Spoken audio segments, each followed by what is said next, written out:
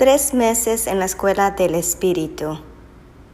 Cuarta semana, 7º día. Lea Hechos capítulo 10, versículo 1 al 48. Y dice: Había en Cesarea un hombre llamado Cornelio, centurión de la compañía llamada La Italiana, piadoso y temeroso de Dios con toda su casa, y que hacía muchas limosnas al pueblo y oraba a Dios siempre. Este vio claramente en una visión, como a la hora 9 del día, que un ángel de Dios entraba donde él estaba y le decía: Cornelio. Él, mirándole fijamente y atemorizado, dijo: ¿Qué es, Señor? Y le dijo: tus oraciones y tus limosnas han subido para memoria delante de Dios. Envía pues ahora hombres a Jope y haz venir a Simón, el que tiene por sobrenombre Pedro. Este posa en la casa de cierto Simón curtidor, que tiene su casa junto al mar. Él te dirá lo que es necesario que hagas. Ido el ángel que hablaba con Cornelio, este llamó a 2 de sus criados y a un devoto soldado de los que le servían, a los cuales envió a Jope, después de haberles contado todo. Al día siguiente, mientras ellos iban por el camino y se acercaban a la ciudad, Pedro subió a la azotea para orar cerca de la hora sexta, y tuvo gran hambre y quiso comer, pero mientras le preparaban algo, le sobrevino un éxtasis, y vio el cielo abierto y que descendía algo semejante a un gran lienzo que, atado de las 4 puntas, era bajado a la tierra, en el cual había de todos los cuadrúpedos terrestres y reptiles y aves del cielo. Y le vino una voz: levántate, Pedro, mata y come. Entonces Pedro dijo: no, Señor, no, porque ninguna cosa común o inmunda he comido jamás. Volvió la voz a él la segunda vez: lo que Dios limpió, no lo llames tú común. Esto se hizo 3 veces, y aquel lienzo volvió a ser recogido en el cielo. Y mientras Pedro estaba perplejo dentro de sí sobre lo que significaba la visión que había visto, he aquí los hombres que habían sido enviados por Cornelio, los cuales, preguntando por la casa de Simón, llegaron a la puerta. Y llamando, preguntaron si moraba allí un Simón que tenía por sobrenombre Pedro. Y mientras Pedro pensaba en la visión, le dijo el Espíritu: he aquí 3 hombres te buscan. Levántate pues y desciende, y no dudes de ir con ellos, porque yo los he enviado.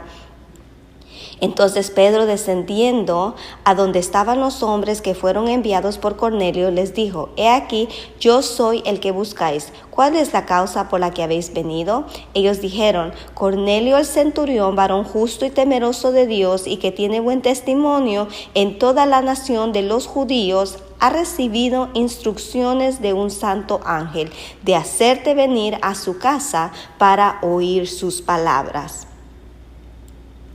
Entonces, haciéndoles entrar, los hospedó, y al día siguiente, levantándose, se fue con ellos, y le acompañaron algunos de los hermanos de Jope. Al otro día entraron en Cesarea, y Cornelio los estaba esperando, habiendo convocado a sus parientes y amigos más íntimos. Cuando Pedro entró, salió Cornelio a recibirle, y postrándose a sus pies adoró. Mas Pedro le levantó diciendo: levántate, pues yo mismo también soy hombre. Y hablando con él, entró y halló a muchos que le había reunido. Y les dijo: vosotros sabéis cuán abominable es para un varón judío juntarse o acercarse a un extranjero, pero a mí me ha mostrado Dios que ningún hombre llame común o inmundo. Por lo cual, al ser llamado, vine sin replicar. Así que pregunto: ¿por qué causa me habéis hecho venir? Entonces Cornelio dijo: hace 4 días que a esta hora yo estaba en ayunas, y a la hora 9, mientras oraba en mi casa, vi que se puso delante de mí un varón con vestido resplandeciente. Y dijo Cornelio: tu oración ha sido oída, y tus limosnas han sido recordadas delante de Dios. Envía pues a Jope y haz venir a Simón, el que tiene por sobrenombre Pedro, el cual mora en la casa de Simón, un curtidor junto al mar, y cuando llegue, él te hablará. Así que luego envié por ti, y tú has hecho bien en venir. Ahora pues, todos nosotros estamos aquí en la presencia de Dios para oír lo que Dios te ha mandado. Entonces Pedro, abriendo la boca, dijo: en verdad comprendo que Dios no hace acepción de personas, sino que en toda nación se agrada del que le teme y hace justicia. Dios envió mensaje a los hijos de Israel, anunciando el evangelio de la paz por medio de Jesucristo. Este es Señor de todos. Vosotros sabéis lo que se divulgó sobre toda Judea, comenzando desde Galilea, después del bautismo que predicó Juan, cómo Dios ungió con el Espíritu Santo y con poder a Jesús de Nazaret, y cómo éste anduvo haciendo bienes y sanando a todos los oprimidos por el diablo, porque Dios estaba con él. Y nosotros somos testigos de todas las cosas que Jesús hizo en la tierra de Judea y en Jerusalén, a quien mataron colgándole en un madero.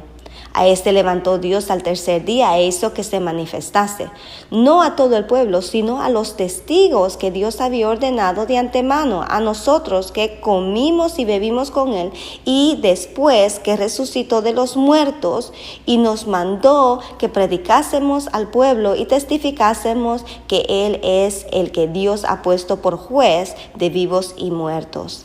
De este dan testimonio todos los profetas, que todos los que en él creyeren recibirán perdón de pecados por su nombre. Mientras aún hablaba Pedro estas palabras, el Espíritu Santo cayó sobre todos los que oían el discurso. Y los fieles de la circuncisión que habían venido con Pedro se quedaron atónitos de que también sobre los gentiles se derramase el don del Espíritu Santo, porque los oían que hablaban en lenguas y que manifestaban o que magnificaban a Dios. Entonces respondió Pedro: ¿puede acaso alguno impedir el agua para que no sean bautizados estos que han recibido el Espíritu Santo también como nosotros? Y mandó a bautizarles en el nombre del Señor Jesús. Entonces le rogaron que se quedase por algunos días. Veamos. La historia tiene lugar al principio en dos lugares: Cesarea, donde está el centurión Cornelio, y Jope, donde Pedro está quedándose en casa de Simón curtidor. En Cesarea, Cornelio tiene una visión muy clara, el cual se le indica que debe mandar a buscar a Pedro, y se le dice exactamente dónde encontrarlo. Respondiendo a la visión, Cornelio envía mensajeros a Jope a buscar a Pedro. En Jope, Pedro tiene una visión menos clara. Ve algo semejante a un lienzo que desciende del cielo con toda clase de animales, y oye una voz que le ordena matar y comer. Puesto que algunos de esos animales son impuros, Pedro se niega, pero la voz insiste por 3 veces diciéndolo: lo que Dios limpió, no lo llames tú común. Luego el lienzo regresa al cielo. Pedro está perplejo en cuanto al sentido de la visión cuando llegan los mensajeros de Cornelio, y al otro día salen para Cesarea Pedro, los mensajeros y varios de los hermanos de Jope. Al llegar a Cesarea, Pedro encuentra que Cornelio le está esperando y que ha reunido a varias personas para escucharle. Entonces, que llegamos al comienzo del texto impreso, donde se nos relata que Cornelio le cuenta su visión a Pedro, quien llega a la conclusión de que Dios no hace acepción de personas y empieza a predicarles. Versículo 34. Mientras Pedro está predicando, Cornelio y los suyos reciben el Espíritu Santo. Esto sorprende a los creyentes cristianos judíos, quienes se maravillan de que tal cosa pueda suceder entre gentiles. Pero Pedro, posiblemente a causa de la visión que recibió y que ahora entiende, ordena que se les bautice. En la historia de Pedro y Cornelio nos sorprende el modo en que el Espíritu Santo actúa. Pedro era uno de los discípulos originales de Jesús y uno de sus más fieles seguidores. Entre los 12 parece que tenía cierto respeto o ascendencia particular. Cornelio no era sino un pagano temeroso de Dios, es decir, una persona que aunque creía las enseñanzas del judaísmo, no estaba dispuesta a hacerse judía. Pedro era miembro del círculo íntimo. Cornelio era un extraño.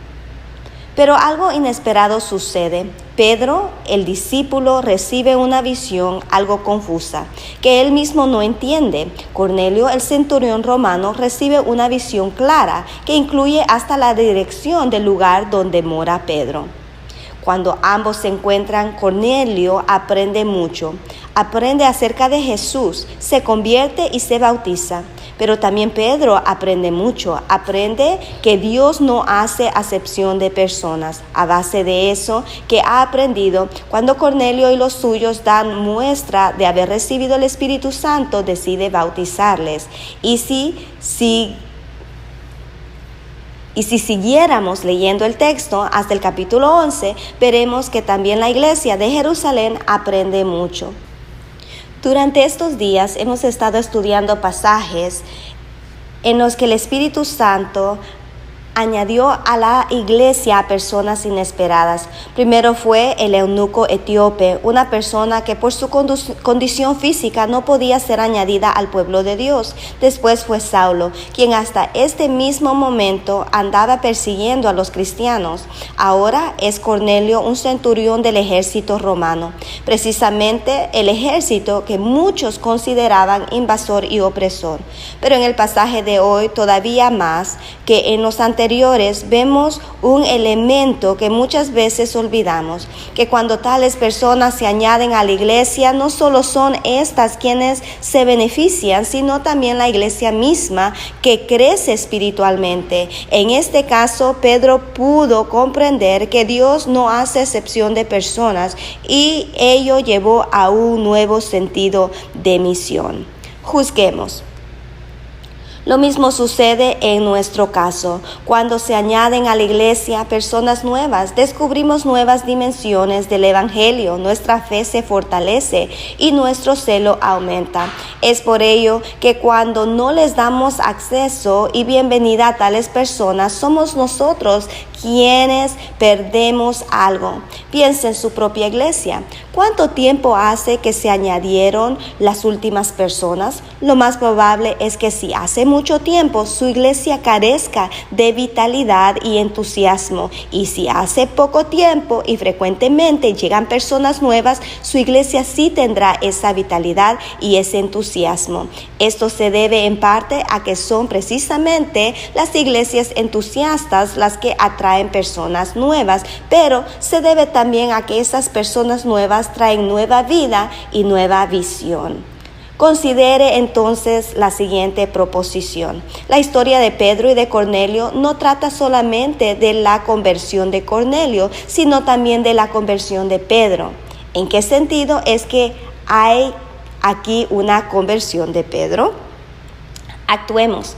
Piensa en algunas de las últimas personas que se han añadido a su iglesia. Pregúntese qué puede aprender de ellas. Asegúrese de proveerles oportunidad para hablarle de modo que usted pueda escuchar lo que tengan que decir. Si en su iglesia no se les da oportunidad a tales personas para hacerse oír, dé usted los pasos necesarios para que se les dé esa oportunidad.